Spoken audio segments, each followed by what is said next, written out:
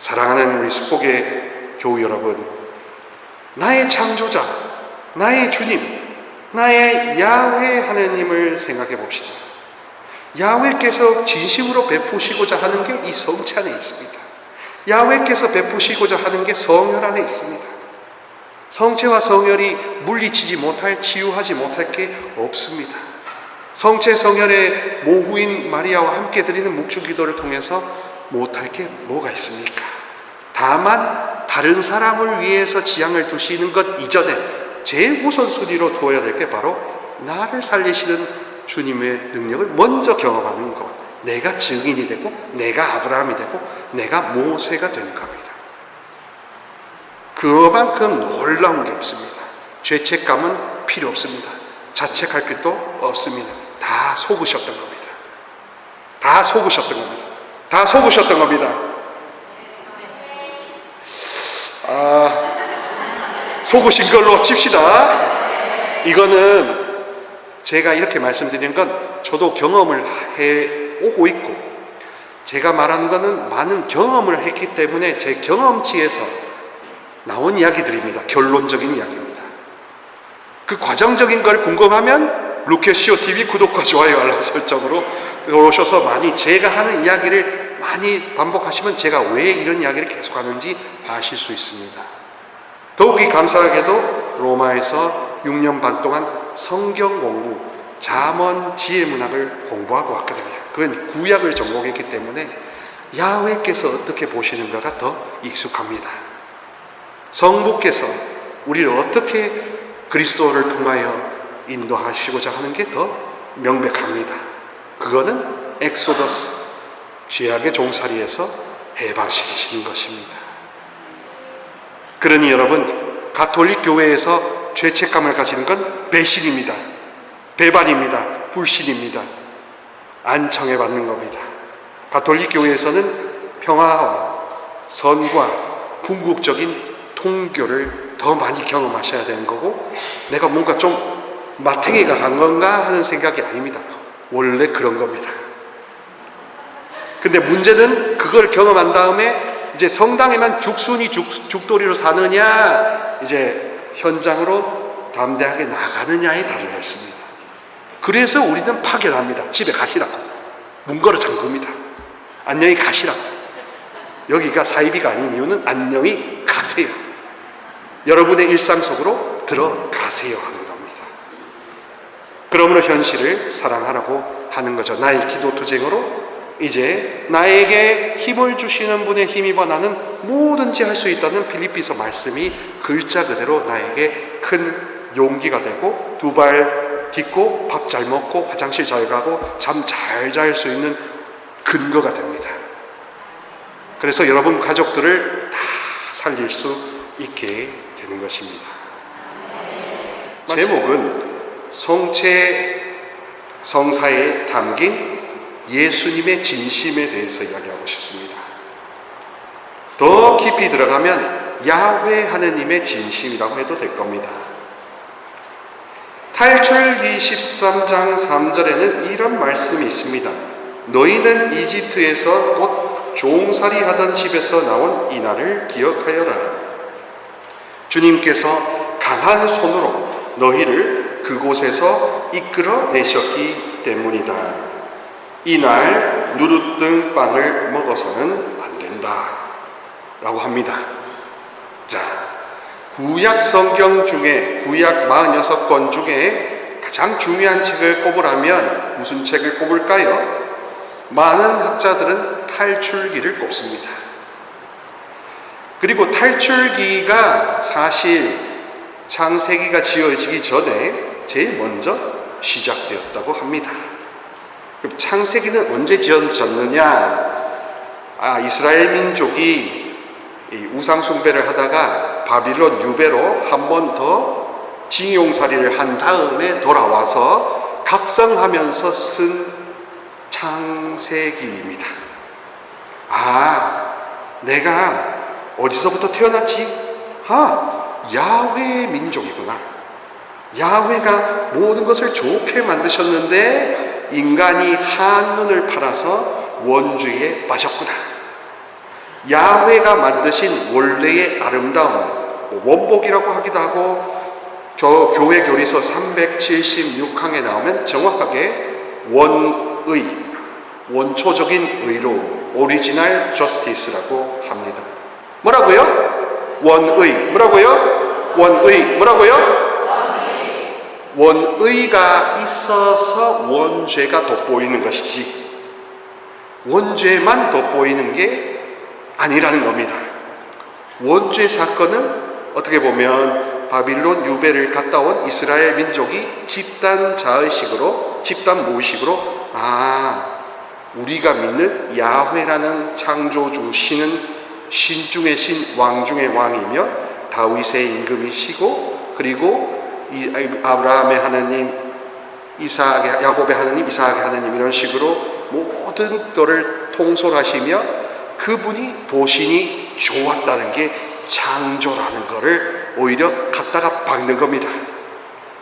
그래서 처음부터 보시니 좋았다라는 것으로부터 다시 시작하는 겁니다.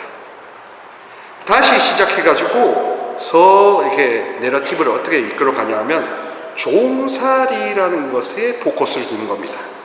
이집트 종살이, 노예살이, 자유가 있을까요? 없습니다.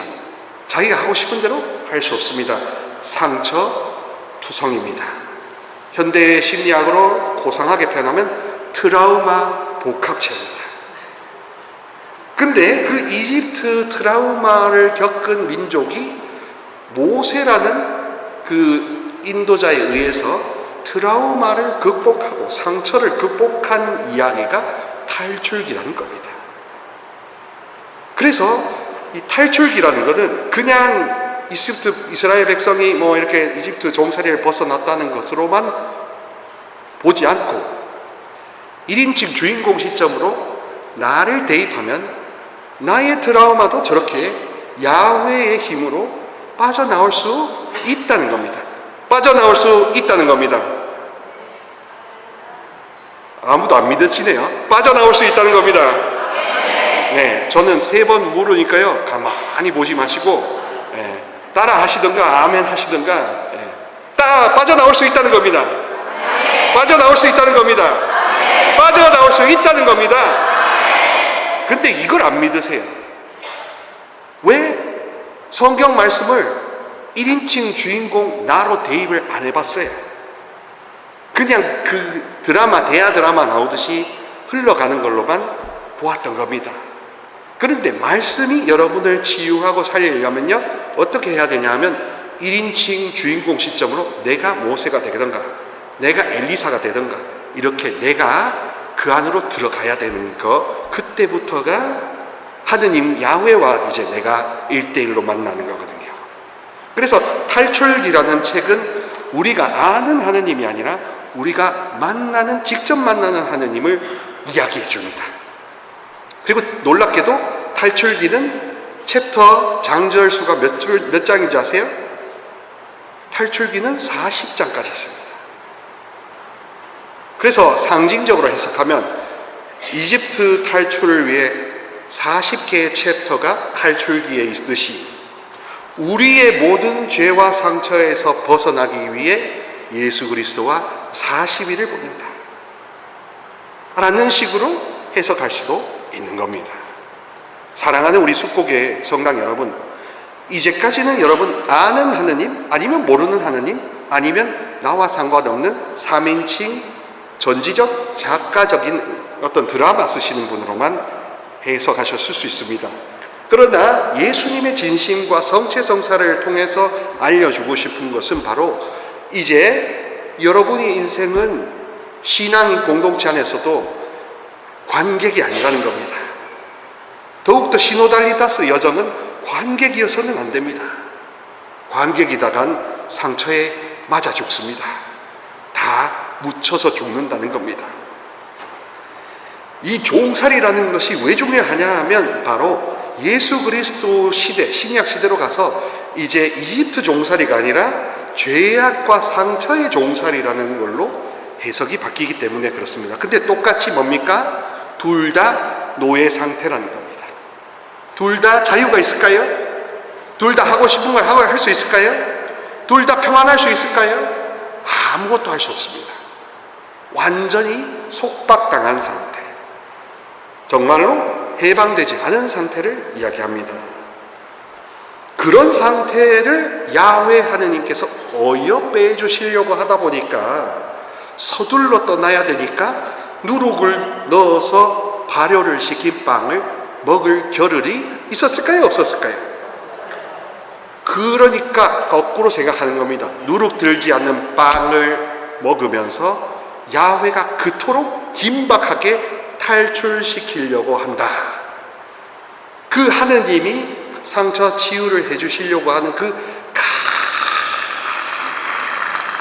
간절한 심정, 그 애절한 절규, 이게 뭐로 상징이 됐냐? 누룩 없는 빵, 무교병으로 나와 있다는 겁니다.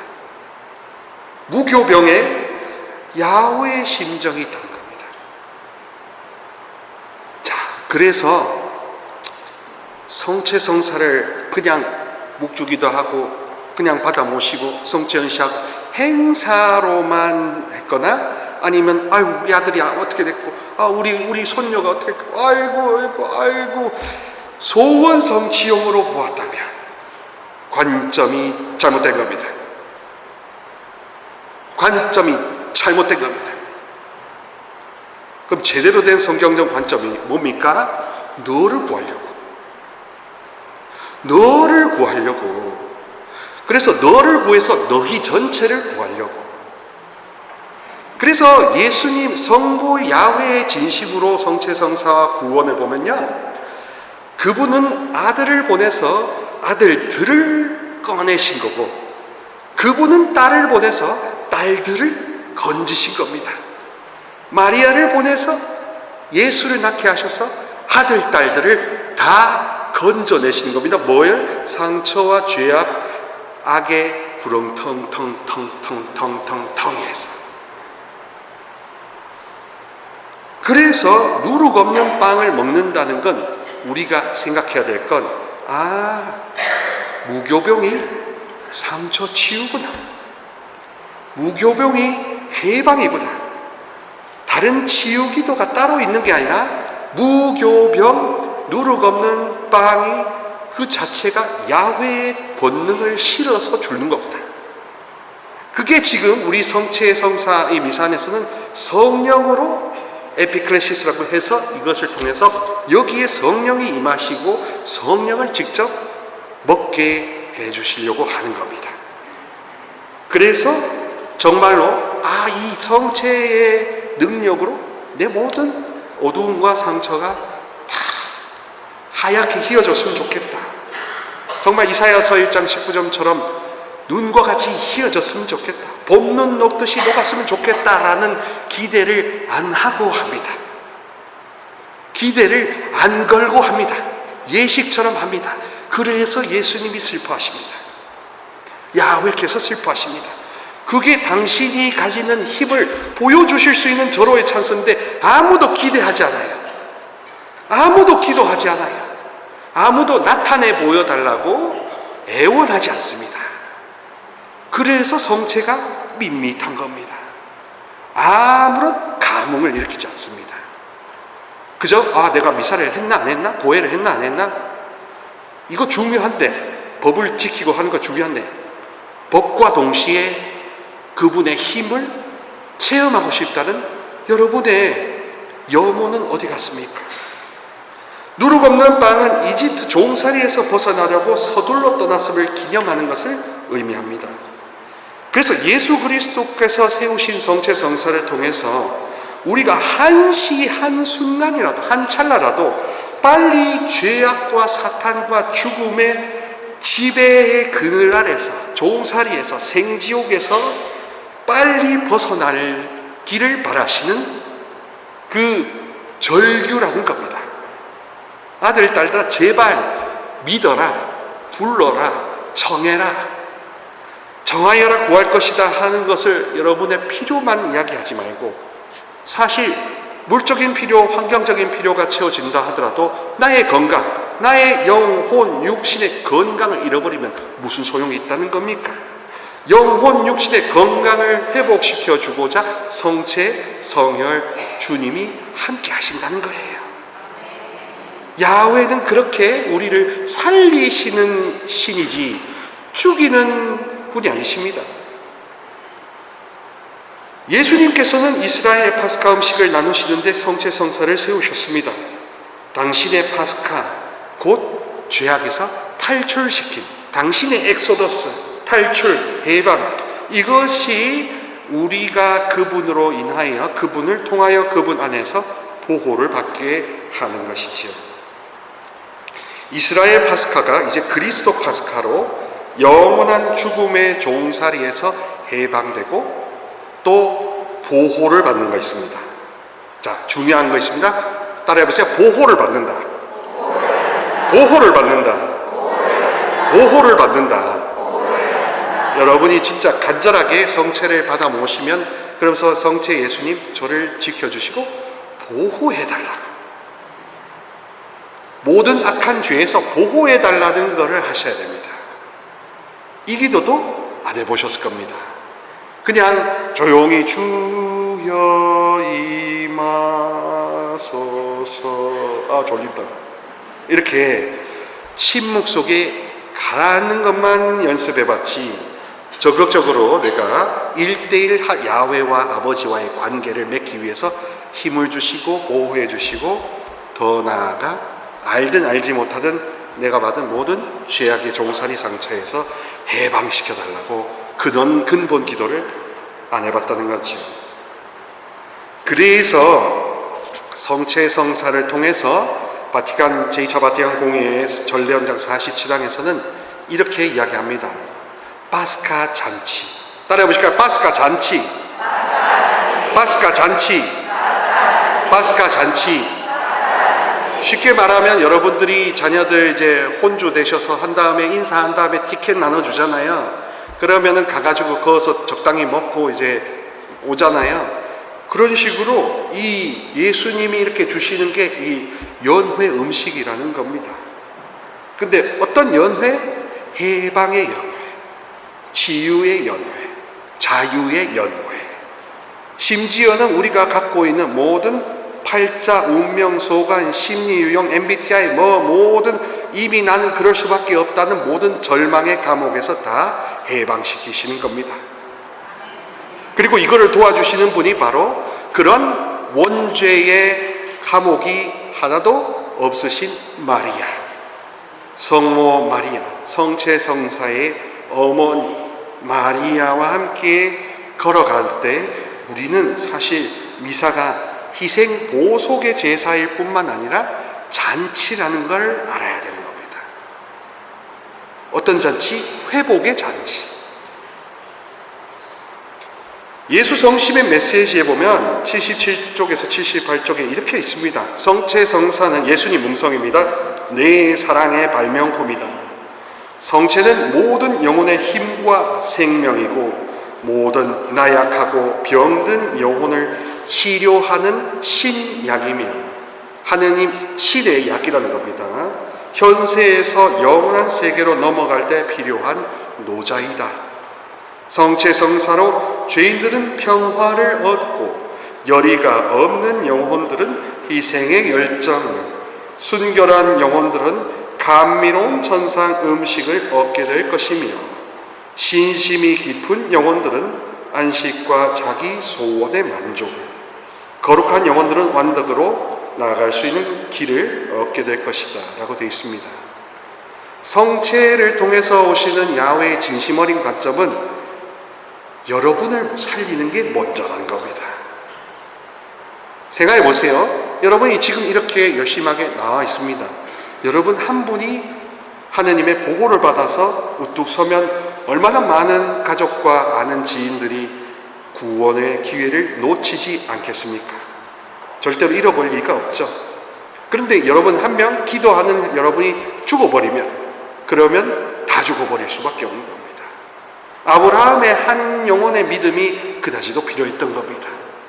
내가 아브라함이 되는 게 성경의 구원사로 내가 들어가는 길이요 내가 아브라함이 되는 게 야훼 아버지의 진심 어린 뜻입니다.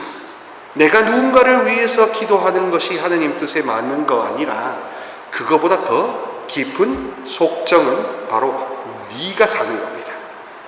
너부터 살리는 겁니다. 너부터 아브라함 같은 믿음을 지닌 기도자로 세워서 나랑 같이 걸어가자. 나랑 같이 싸우자. 나랑 같이 영토를 확장해가자. 빛의 영토 하느님 나라를 더 넓혀가자. 그래서 너희 안에 있는 모든 상처의 그 종살이를 다 하나하나 제압해가자. 하나하나 다 압도해가자. 이게 신앙이거든요. 이게 그리스도교거든요. 불교처럼 뭔가 업보나 어떤 굴레를 다 없애려는 게 아니라 그 굴레를 뚫고 나가는 게 우리 믿음입니다. 성체는 그런 뚫고 나가는 힘을 주려고 오셨다는 거예요. 더군다나 중병에 걸린 영혼들을 치유하는 약입니다. 그래서 그리스도교, 특히 가톨릭 교회가 치유에 대해서 다시금 주목해야 되고, 한동안 여러 이단 사입이나 개신교의 부정적인 영향, 가톨릭 교회 안에서도 옳지 못한 방식으로 치유를 장사로 했기 때문에 치유에 대해서 관로를 닫았던 겁니다. 그러나 정확하게 치유를 제대로 보면 미사도 치우고 성체 성사도 치우고 성경 말씀에서 하느님이 하시고자 하는 것은 무엇이냐, 야훼께서 하시려는 것은 무엇이냐, 그 악을 치워주시는 겁니다. 그 돌을 치워주시는 겁니다. 따라해 보실까요? 치유는 것이다. 치우는 것이다. 치우는 것이다. 이냐시오식 표현을 하면 무질서한 사욕 변정, 탐욕의 제거, 집착의 제거. 그래서 성령이 나를 인도하셔서 나를 편케 하시는, 나를 병확케 하시는 그런 겁니다. 그래서 여러분, 치유 기도를 따로 무엇가 있을 거라고 생각하시기보다 성체와 이 성사가 치유라는 것을 생각하면서 다시 돌아오세요. 가톨릭의 이 모든 행위는, 하나님의 복음 활동은 치유 없이 선포된 게 없습니다. 그래서 여러분, 야훼 하나님이 얼마나 여러분을 살려주시고 하는가가 핵심입니다. 내가 누구길래? 그래서 그 어메이징 그레스처럼 나 같은 죄인 살리심, 이렇게 놀라워 하는 거죠. 예수님이 계속 말씀하십니다. 나는 나를 천상의 음식으로 여기고 나와 한 몸이 되겠다고 나를 먹고 마신 영혼들이 나에게 바칠 흠숭과 사랑 그리고 보속을 생각하면서 무척 기뻐했다. 죄의 만찬을 하실 때 그랬다는 겁니다. 그러나 나를 감실 안에 외롭게 버려두거나 내가 성체 안에 실존한다는 것을 믿지 않는 많은 영혼을 생각하면 고통과 근심이 앞서 받은 기쁨 못지않게 컸다. 죄악으로 더러워진 영혼들 속으로 나의 몸과 피가 던져져야 하고 나의 성체와 성연을 모독하는 영혼들에게 모독죄가 추가될 것을 생각하며 근심 고통이 그치지 않았다. 나를 거슬러 저질러질 경악스러운 죄들, 나의 거룩함을 모독하고 능욕하며 온갖 증오를 퍼부어대는 군상들이 내 눈앞에 아른거렸다. 또한 주야장천 오랜 시간을 감실 안에 갇혀 지내야 할 나의 신세를 생각하고 내가 삼실 안에서 불러도 들은 척도 하지 않고 배척하는 영혼들을 모았을 때 눈앞이 깜깜했다. 사실 여러분, 우리가 아는 예수님은 굉장히 센티멘탈 하세요. 너무 여려가지고요. 진짜 여려서 너무 여리세요.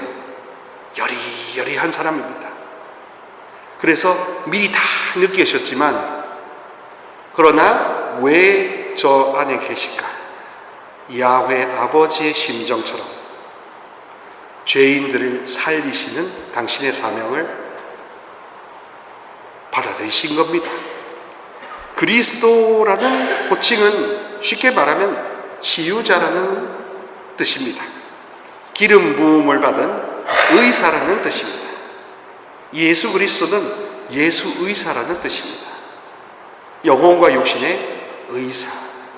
영적 질병인 죄도 낫게 하시고 내적 치유도 해주시고 육신의 온갖 질병, 그리고 특히 요즘에는 보니까, 제가 아는 분들을 보니까 병명이 없는 병이 많아요. CT, MRI 해도 아무것도 나오지 않는 병들이 많습니다. 그래서 헛수고하면서 이 한의사 저 한의사 하도 또렷한 게 없어요. 이 기도회 저 기도회 가도 뭐 수가 안 터져요. 그래서 말씀드립니다. 본질로 돌아오세요. 원래 다니시던 성당, 숫고기 성당, 원래 가던 기도회, 원래 안에서 딴 거를 추구하지 말고 야훼 그 자체를 추구해보세요. 특히 이 무교병에 담긴 이 절박한 119 심정을 느껴보세요. 알려달라고, 비춰달라고 기도해보세요. 67페이지에 보면 이렇습니다. 내가 죄인들 가운데 살고 있는 것은 내가 함께 있어야 그들이 구원을 받을 수 있고 영원한 생명을 얻을 수 있기 때문이다. 내가 죄인들 옆에 있어야 하는 또 다른 이유는 그들이 죄악의 중병에 걸렸을 때 치료해주는 의사가 되고 회복에 필요한 약이 되어 주기 위함이다. 괴팍한 성격, 어린 시절에 받지 못했던 사랑, 그래서 나는 홀로 외롭고 아프게 컸고 아주 찌든 가난에 어두운 기억에 이거는 어쩔 수 없다. 이것도 다 병이거든요. 하느님 눈에 보시기에는 원래의 원의, 원래의 보신이 좋았다라는 게 정상이잖아요. 건강한 상태잖아요. 그럼 그게 아니면 다 건강하지 않는 상태잖아요. 단순하게 하면 우리의 모든 괴팍한 이 성격과 모든 사언행, 이게 사실 원죄 이전의 아름다운 시선으로 보면 지금 다 아픈 상태라는 겁니다. 병들어 있다는 겁니다. 그래서 세례를 주고, 그래서 성체를 주시고, 그래서 돌아오라, 그래서 회복시켜 주신다는 겁니다. 그게 하늘나라의 심정을 아는 율법학자의 심정이에요. 법만 아는 학자의 심정은 이건 잘못했다? 했다. 고해성사 했어요? 안 했어요? 뭐 이런 규정만 보지, 그 규정을 만드신 분이 얼마나 구하고 빨리 지키게 하려고 하시나 하는 것을 생각지 못할 수도 있었던 겁니다. 나도 법과 규정과 이 방법에만 묶여 있었을 수 있습니다. 마지막으로 예수 성시인께서는 이렇게 말씀하십니다. 68쪽에 죄악 때문에 생겨난 너희의 상처를 나의 상처에서 흘러나오는 성혈로 씻어주겠다.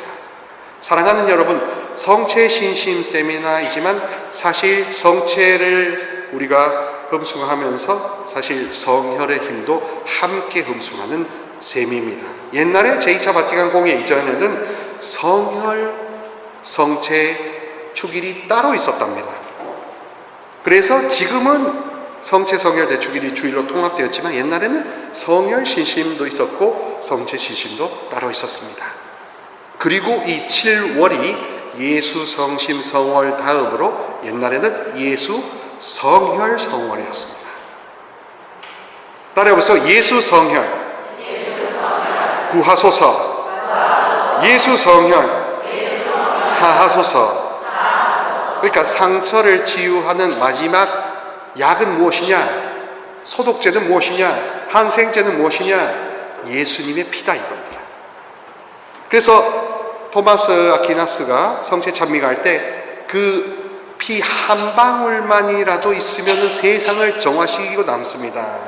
치유하고도 남습니다라고 표현할 정도로, 스카폴라 봉헌기도에도 예수 성혈에 대한 굉장히 큰 흠숭 지례를 말하는 것처럼 예수님의 성체와 성혈은 사실 우리가 원하는 모든 어두움과 악과 죄와 상처를 다 씻고 몰아내는 힘이 있다는 겁니다. 그런데 이거를 우리가 경험해 보지 않았던 겁니다. 그래서 기도를 했는데 효능감이 없었던 거예요. 이게 쓸모가 있는 거지, 약초가 있는 거지. 아니, 타이레놀은 잡숴봤으니까 약발이 드니까, 이건 타이레놀 약발이 드니까 하고 먹어도 된다 하는 믿음이 있잖아요. 근데 우리는 성체 성혈에 대한 믿음이 타이레놀 믿음보다 큰가? 타이레놀보다 더 하얀데 실제로 그렇지 않다는 거죠. 왜? 안 정해봤으니까. 경험시켜달라고 내가 나한테 안 정해봤다는 겁니다. 그래서 멀쩡한 의사를 두고 힘들어하는 거죠. 저는 물론 메디컬 서비스를 무시하는 게 아닙니다. 오히려 정신질환까지도 포함해서 한의의사와 보건 인력의 합리적인 도움을 적극적으로 받아야죠. 동시에 결합돼서 놓치지 않았으면 하는 게 바로 성체와 성혈의 근본 치유 능력을 정해보시라는 겁니다. 그걸 안 정해봤다는 거기 때문에 의원이나 한의원 다니시다가 진이 다 빠져서 나중에 놓치는 경우가 많습니다. 1394만 가톨릭 교회 교리서에도 이 영성체가 우리를 죄에서 떼어놓는다라고 말합니다. 영성체로 받아 모시는 그리스도의 몸은 우리를 위해 내어주신 것, 곧 우리의 해방을 위해 내어주신 것. 우리가 사랑의 지배를 받을 것이지 사탄의 지배를 받지 않도록 해방시켜 주시고 사탄의 지배에서 악에서 구하소서 하시는 게 바로 성찬의 전례라는 거죠. 우리가 마시는 피, 성혈은 죄를 용서해 주시려고 많은 사람을 위하여 흘리신 것이다. 비록 양형 영성체를 해야만 이 성혈을 영하지만 그렇지 않더라도 성혈, 예수 성혈, 네 음절을 자주 반복해 보시면 그 효력이 임하기 좋습니다. 임할 수 있습니다. 반드시 임하십니다. 안 불러봤기 때문에 경험을 못 해봤던 겁니다. 그러므로 성체 성사는 우리를 그리스도와 결합시키는 동시에 우리가 전에 지은 죄를 정하고 앞으로 죄를 짓지 않도록 우리를 지켜준다. 앞으로 죄를 짓지 않도록 우리를 지켜준다. 그러니까 영성체 하신 다음에 어떤 기도를 해야 될까라고 질문을 많이 하시는데요. 이 교례 교리서의 관점으로 보면 주님, 유혹에 빠지지 않게 하시고 악에서 구하시고 온갖 죄악에서 지켜주소서. 지켜주소서. 주님의 기도 하반부에 마무리되어 있는 그 부분을 지켜주소서 하면 얼마나 안전하고 확실하겠습니까? 그러나 누구든지 지켜달라는 걸 안 했던 겁니다. 내 힘으로 온갖 죄와 온갖 악한 영들을 절대로 대적할 수 없는데 내가 신자고 내가 뭔가 한다고 믿는다고 하는 그 자체가 사실 교만의 어두움인데 그 교만의 어두움에 나도 속아서 내가 뭔가 좀 할 수 있다고 생각하는 것도 사실 엄청난 압제하에 있는 거거든요. 1395항 가톨릭 교회 교리서에는 이렇게 말합니다. 성체의 성사는 우리 안에서 불러일으키는 그 사랑으로 우리를 미래에 죽을 죄에서 보호한다. 역시나 칠죄종이 만드는 그 지옥 갈 죄, 영원히 하느님과 끊길 죄, 저주받을 죄, 죽을 죄, 중병에 걸릴 죄에서 보호하시는 게 성체와 성혈이라는 겁니다. 용서하시고 치유하실 뿐만 아니라 미래적으로 보호해 주신다는 겁니다. 우리가 그리스도의 생명에 참여하면 참여할수록 그리스도와 우정이 깊어지면 깊어질수록 죽을 죄를 지어 그분과 관계를 단절하기는 어렵게 된다. 그런데 거꾸로 우리가 큰 죄를 지었어도 별로 대수롭게 생각하지 않는다면 뭐 어때 하는 그런 생각을 조금이라도 가진다면 관계가 단절되어 결국 시름시름 아파오게 되는 겁니다. 이 성령의 작용도 그렇고 이 어두움의 작용도 그렇고요. 굉장히 티끌부터 시작됩니다. 생각해 보십시오. 우리 감각이 느낄 정도로 갑자기 와락 교통사고 났듯이 빵 부딪히면 누구든지 다 두려워하고 누구든지 조심할 겁니다. 그러나 성령도 어두움도 다 아주 작게 시작합니다. 나도 모르게 시작하십니다. 나도 모르게 시작됩니다. 바늘도둑이 소도둑 되는 것처럼, 겨자씨가 자라나 큰 열매를 맺는 것처럼. 자, 그러니 우리는 어디에 초점을 맞추냐 하면 내가 할 수 있는 게 사실 없다. 하느님이 야훼께서 다 하셔야 한다 하고 오히려 야훼 하느님께 더 달려드는 겁니다. 성부께 달려드는 그 간절한 심정이 중요한 것입니다. 성체성사는 죽을 죄를 용서하기 위한 것은 아니다. 죽을 죄의 용서는 오로지 고해성사를 통해 얻어지는 것이다. 어떤 분은 영성취했으니까, 죄가 사해졌으니까 이제 어둠 악마도 나 건드릴 수 없을 거야 라고 생각하시는 분도 있으세요. 왜냐? 악마가 어떻게 성체를 좋아하겠어? 이렇게 생각하십니다. 그러나 그렇지 않습니다.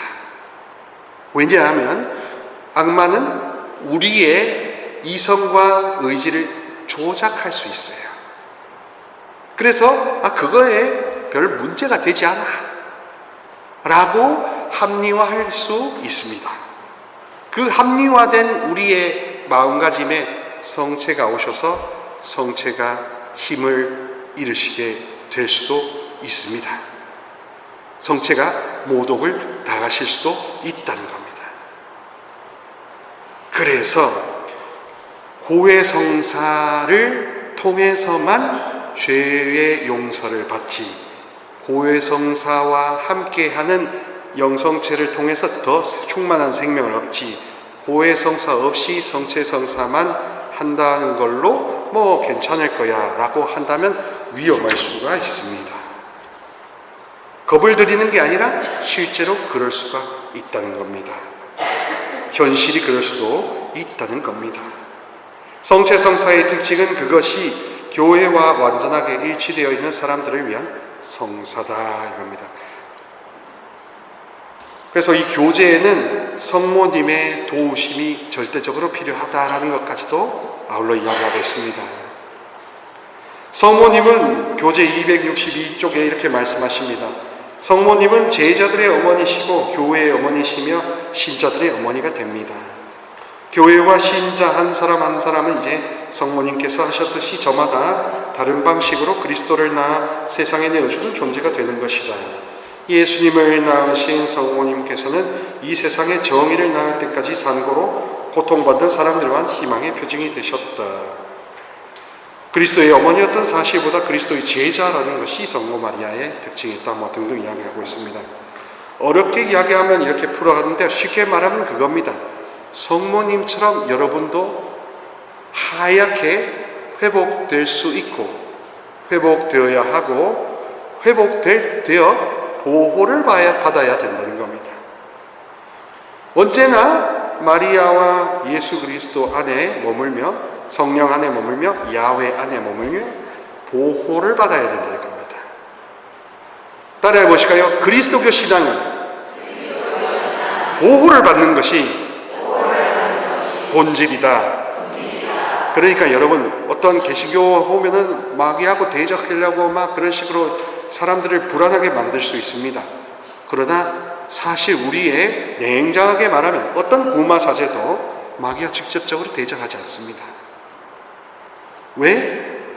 구마사제일수록 마귀가 얼마나 무서운지를 너무나 뼈저리게 압니다. 하물며 공식 장엄 구마사제들조차도 어둠의 세계가 지옥이 얼마나 무서운 줄 알지언데 우리는 함부로 덤빌 수 없는 셈이죠. 그러므로 보호를 받는 것에 더, 치유를 받는 것에 더 초점을 맞추는 게 그게 본질이다 이겁니다. 그래서 사실 우리는 보호를 받음으로써, 상처 치유를 받음으로써 간접적으로 모든 악의 승리를 하게 되는 겁니다. 그래서 여러분, 이제 여러분 뭔가 죄악을 끊고 뭔가 어두움의 권세를 이기고 악습을 고치고 그런 관념으로만 달려오셨다면 한번 다른 길을 한번 생각해 보십시오. 성체 성사를 통해서 주는 성장이란 무엇이냐? 너는 나의 보호를 받아야 된다 하는 진리를 이제 모시는 겁니다. 네가 하려고 하지 말고 보호를 받는 것부터 해야 된다는 것을 진리로 모시는 겁니다.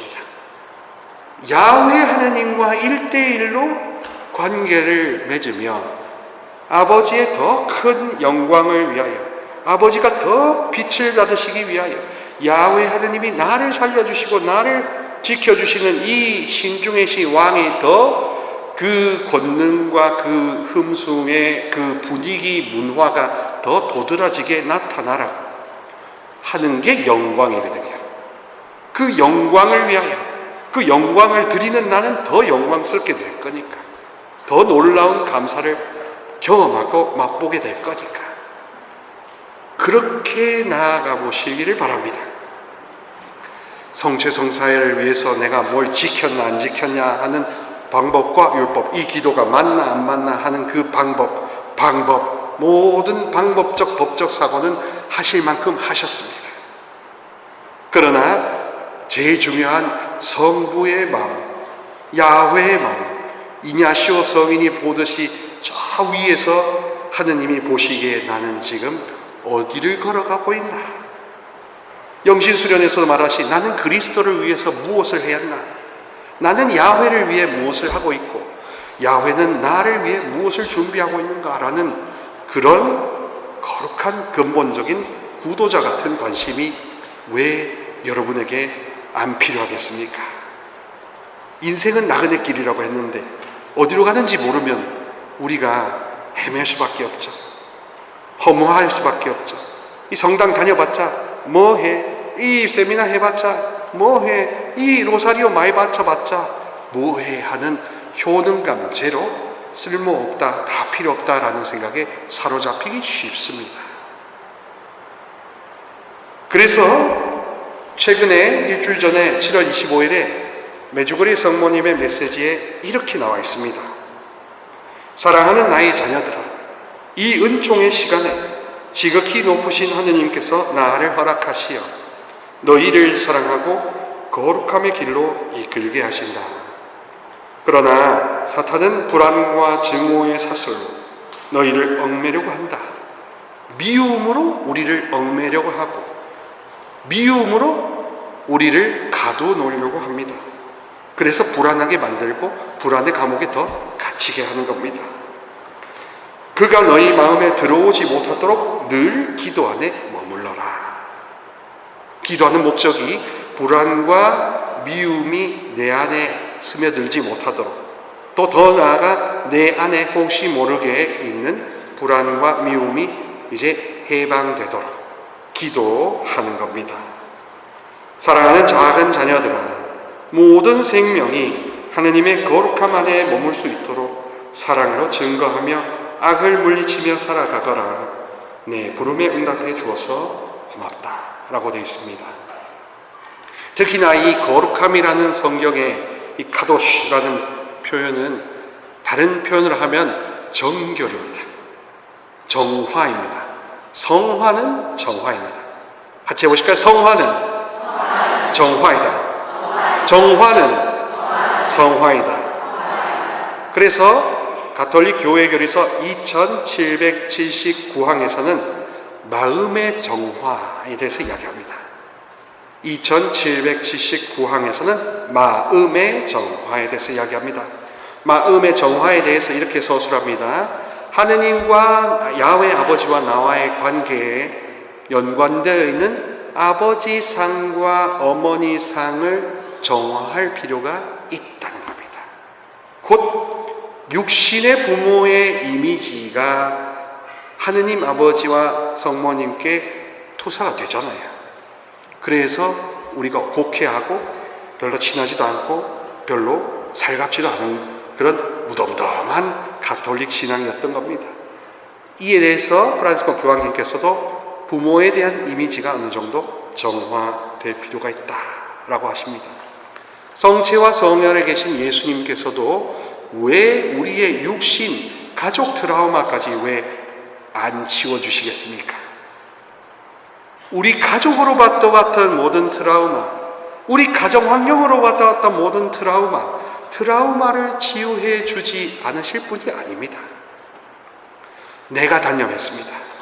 내가 먼저 이거는 해봤자야 하고 내가 뭔데, 내까짓 게 뭔데 정해보지도 않고 믿어보지도 않고 느껴보지도 않고 내까짓 게 뭔데 성체와 성혈의 힘을 좁게 생각했습니까? 예식적인 차원으로만 생각했습니까? 제가 하는 이야기들이 근거가 다 교회적인 겁니다. 가톨릭에서 다 인정해 준 겁니다. 교황님조차도 아버지 어머니 상이 정화되고 절제되고 이제 어느 정도 분리될 필요가 있다라고 교리교육도 하셨습니다. 사랑하는 여러분, 성체 성사를 통한 성장은 성체를 사랑하는 마음이 커지는 겁니다. 엄청나게 커지는 겁니다. 성체 성사를 사랑하는 마음이 커져서 그 사랑이 나를 치유하시는 그 힘을 역으로 느끼는 겁니다. 내가 살아남으로써 성체가 나를 살려주셨다. 하느님이 나를 살려주셨다. 더군다나 무교병으로 이집트 종살이만 살려주신 게 아니라 사탄의 종살이에서 우리를 살려주셨다. 가족 트라우마의 종살이에서 살려주셨다. 모든 것에서 살려주셨다 하는 효능감을 우리는 반드시 맛봐야 되는 겁니다. 이거를 맛보지 않으셨다면 이게 이제 여러분의 기도 제목이 됩니다. 더욱이 원죄 없으신 마리아와 함께하는 이 묵주 기도의 지향이 조금 더 업그레이드 된다면 성체 앞이든 성체 조배 앞이든 감실 앞이든 어디서든 이제 마리아의 도우심으로 이 모든 가족 트라우마로 인한 모든 것이 해방될 수 있도록 당신 아들 예수 그리스도께 우리를 가까이 가게 해달라고, 성체와 성혈의 힘이 어머니를 통해서도 어머니와 함께 느껴지게 해달라고, 그리고 성체와 성혈의 신비가 사실 20단 안에 다 펼쳐져 있는 거 아닙니까? 그리고 더 위로 상승해 보면 이 20단의 신비는 야훼 창조주 하느님 아버지의 놀라운 계시 업적입니다. 여러분 한 분 한 분을 주인공으로 삼으시고자 하는 계시 업적입니다. 이상한 사적 계시, 누가 뭐 음성 들었다, 하느님 봤다, 이게 아니에요. 여러분이 갖고 있던 할 수 없다는 게 할 수 있다로 바뀌어지는 그 놀라운 기적, 그 치유 기적, 그 해방의 기적, 어메이징 그레이스가 이제 내 이야기가 되는 기적. 그거 이상으로 무엇 더 기적이 필요하겠습니까? 사실 그 공적 계시의 그 핵심적인 계시의 그 힘과 능력과 그 효능감을 맛보지 못했기 때문에 가톨릭 신자들이 이상한 명상으로 가고 다른 데로 가고 엄한 데로 가는 겁니다. 사실은 이거보다 더 강력한 게 없거든요. 이거보다 더 강력한 게 없거든요. 자기 상처 치유를 위해서 어머니께 묵주기도 바치고 야훼께 묵주로 찬양 드리는 그런 거를 해보지 않았거든요. 20단은 결국에는 누구를 찬양하는 겁니까? 성부를 찬양하는 겁니다. 성부께서 그렇게 야훼께서 마리아를 원죄 없이 임마cul라토로 지으시고 육화를 해주시고 그 다음에 천상낙원으로 인도하시는 모든 여정을 성부께서 안배하셨지 않습니까? 성자와 성령과 함께 공동으로 이 역사를 만들어내시고 지금도 인도하고 계시는 거 아닙니까? 사랑하는 우리 축복의 교우 여러분, 나의 창조자, 나의 주님, 나의 야훼 하나님을 생각해 봅시다. 야훼께서 진심으로 베푸시고자 하는 게 이 성체 안에 있습니다. 야훼께서 베푸시고자 하는 게 성혈 안에 있습니다. 성체와 성혈이 물리치지 못할, 치유하지 못할 게 없습니다. 성체 성혈의 모후인 마리아와 함께 드리는 묵주 기도를 통해서 못할 게 뭐가 있습니까? 다만 다른 사람을 위해서 지향을 두시는 것 이전에 제일 우선순위로 둬야 될 게 바로 나를 살리시는 주님의 능력을 먼저 경험하는 것. 내가 증인이 되고 내가 아브라함이 되고 내가 모세가 되는 겁니다. 그만큼 놀라운 게 없습니다. 죄책감은 필요 없습니다. 자책할 필요도 없습니다. 다 속으셨던 겁니다. 다 속으셨던 겁니다. 다 속으셨던 겁니다. 속으신 걸로 칩시다. 이거는 제가 이렇게 말씀드리는 건 저도 경험을 해오고 있고, 제가 말하는 거는 많은 경험을 했기 때문에 제 경험치에서 나온 이야기들입니다. 결론적인 이야기입니다.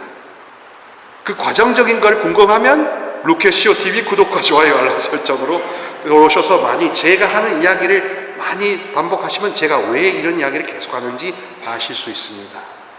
더욱이 감사하게도 로마에서 6년 반 동안 성경 공부, 잠언 지혜 문학을 공부하고 왔거든요. 그건 구약을 전공했기 때문에 야훼께서 어떻게 보시는가가 더 익숙합니다. 성부께서 우리를 어떻게 그리스도를 통하여 인도하시고자 하는 게 더 명백합니다. 그거는 엑소더스, 죄악의 종살이에서 해방시키시는 것입니다. 그러니 여러분, 가톨릭 교회에서 죄책감을 가지는 건 배신입니다. 배반입니다. 불신입니다. 안청해 받는 겁니다.